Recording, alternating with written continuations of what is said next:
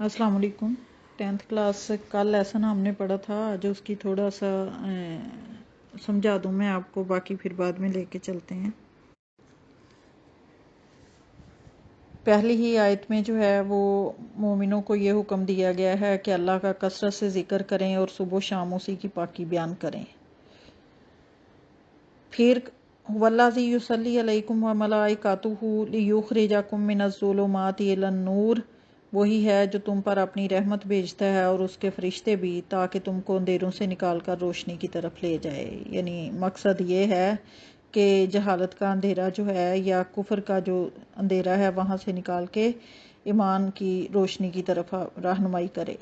वकाना bill मोमिनीना Rahima, और वो मोमिनों पर, वो से मुराद अल्लाह बड़ा ही मेहरबान है। तहियातुहुम यौमा यल्कौनहु सलामुन, और जिस दिन तुम वो उससे मिलेंगे यानी मोमिन अल्लाह से जिस दिन क़यामत के रोज़ मिलेंगे तो उनका तोहफ़ा अल्लाह की तरफ से सलाम होगा। वअद्दा लहुम अजरन करीमा, और उनके अच्छे अमाल की वजह से अल्लाह ने उनके लिए बहुत बड़ा अजर जो है वो तैयार कर रखा है। मुराद है ये, मैं ये तर्जमा नहीं आपको करवा रही, इसकी वजाहत थोड़ी सी बता रही हूँ।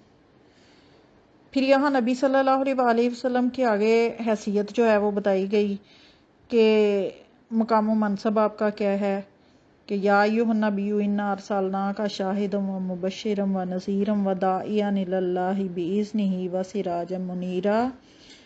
तो नबी सल्लल्लाहु अलैहि वसल्लम की मुंदरजा ज़ैल हैसियतें हैं। नंबर 1 शाहिद हैं, यानी गवाही देंगे। मुबश्शिर, खुशखबरी सुनाने वाले हैं। ईमान वालों को उनके अच्छे अमाल की वजह से जन्नत की खुशखबरी देते हैं। व नज़ीरान, और बुरे अमाल की वजह से लोगों को अल्लाह के अजाब से डराने वाले हैं। वदाइयान इलल्लाहि बिइज़्निही, अल्लाह के हुक्म से उसकी तरफ दावत देने वाले हैं या बुलाने वाले हैं। व सिराजम मुनीरा, और रोशन चिराग हैं।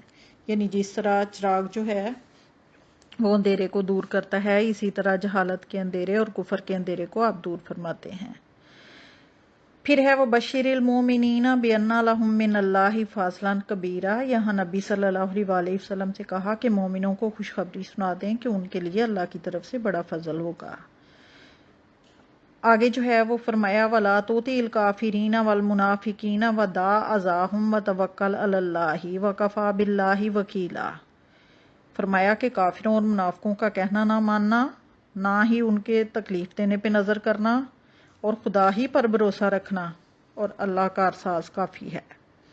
यानी नबी सल्लल्लाहु अलैहि वसल्लम जो काफिर और मुनाफिक कहते हैं उनकी बातों के पीछे ना लगें, ना मोमिन, और ना ही जो वो तकलीफ़ें देते हैं उन पे नज़र करें और हक से हटें, बल्कि अल्लाह पे भरोसा रखते हुए ये यकीन रखें कि अल्लाह ही काम बनाने वाला है, संवारने वाला है।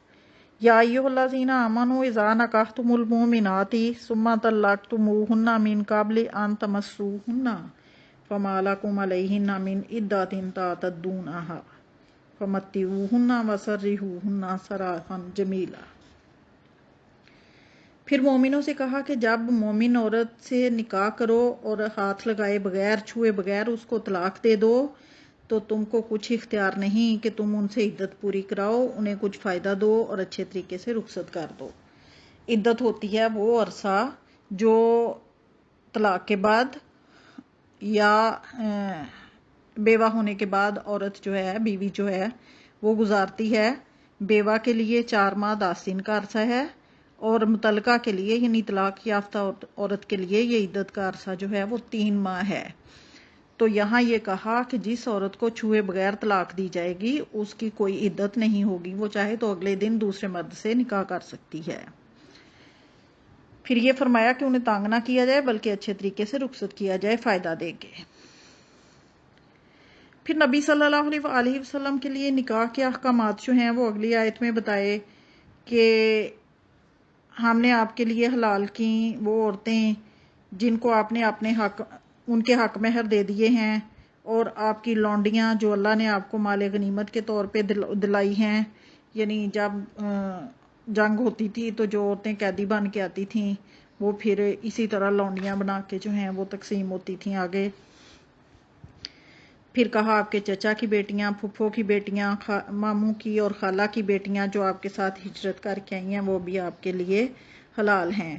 پھر اگر کوئی عورت اپنا آپ نبی صلی اللہ علیہ وسلم کو گفٹ کر دے، ہبہ کر دے مین گفٹ کر دے، اور نبی بھی ان سے نکاح کرنا چاہیں تو کر سکتے ہیں، یعنی بغیر حق مہر لیے۔ خالصۃ اللہ کا من دون المومنین، یہ دیگر مومنین کے لیے حکم نہیں بلکہ صرف آپ کے لیے اجازت ہے، یعنی نبی صلی اللہ علیہ وسلم کے لیے۔ قد علمنا ما فرضنا علیہم فی ازواجہم وما ملکت ایمانہم لکی لا یکون علیک حرج، ہمیں معلوم ہے جو ہم نے ان پر ان کی بیویوں کے بارے میں فرض کیا یا مقرر کر دیا اور ان کی لونڈیوں کے بارے میں، تاکہ آپ پر کسی قسم کی کوئی تنگی نہ رہے۔ وکان اللہ غفور الرحیم، اور خدا بخشنے والا اور مہربان ہے۔ پھر یہاں نبی صلی اللہ علیہ وسلم کے لیے ایک اور اجازت ہے، ترجی من تشاء منہن وتؤوی الیک من تشاء، کہ جس بیوی کو چاہیں آپ علیحدہ کر سکتے ہیں اور جس کو چاہیں اپنے پاس رکھ سکتے ہیں۔ وَمَنِ ابْتَغَیْتَ مِمَّا نَزَلْتَ فَلَا جُنَاحَ عَلَیْکَ، علیحدہ کی ہوئی بیوی کو اگر دوبارہ بھی طلب کر لیں تو آپ پر کچھ حرج نہیں یا کوئی گناہ نہیں۔ یہ اس لیے ہے، وجہ بتا دی کہ ان کی آنکھیں ٹھنڈی رہیں، غمناک نہ ہوں، اور جو تم انہیں دو اسے لے کر وہ سب خوش رہیں۔ واللہ یعلم ما فی قلوبکم، اللہ تمہارے دلوں کے حال سے واقف ہے یا دلوں کی باتوں کو جانتا ہے جو تمہارے دلوں میں ہے۔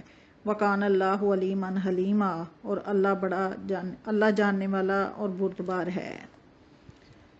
لا یحل لک النساء من بعد ولا ان تبدل بہن من ازواج ولو اعجبک حسنہن الا ما ملکت یمینک، یہاں یہ فرما دیا کہ یہ جن عورتوں کا ذکر کر دیا ہے ان کے علاوہ باقی عورتیں آپ کے لیے جائز نہیں، اور نہ ہی ان بیویوں کو چھوڑ کے آپ کوئی اور نکاح جو ہے وہ کر سکتے ہیں، اگرچہ آپ کو کسی کا حسن بہت ہی اچھا کیوں نہ لگے، سوائے ان کے جو آپ کی لونڈیاں ہیں، یعنی لونڈیوں کے بارے میں آپ کو اختیار ہے۔ وکان اللہ علی کل شیء رقیبا، اور اللہ ہر چیز پر نگاہ رکھتا ہے۔ وما علینا الا البلاغ۔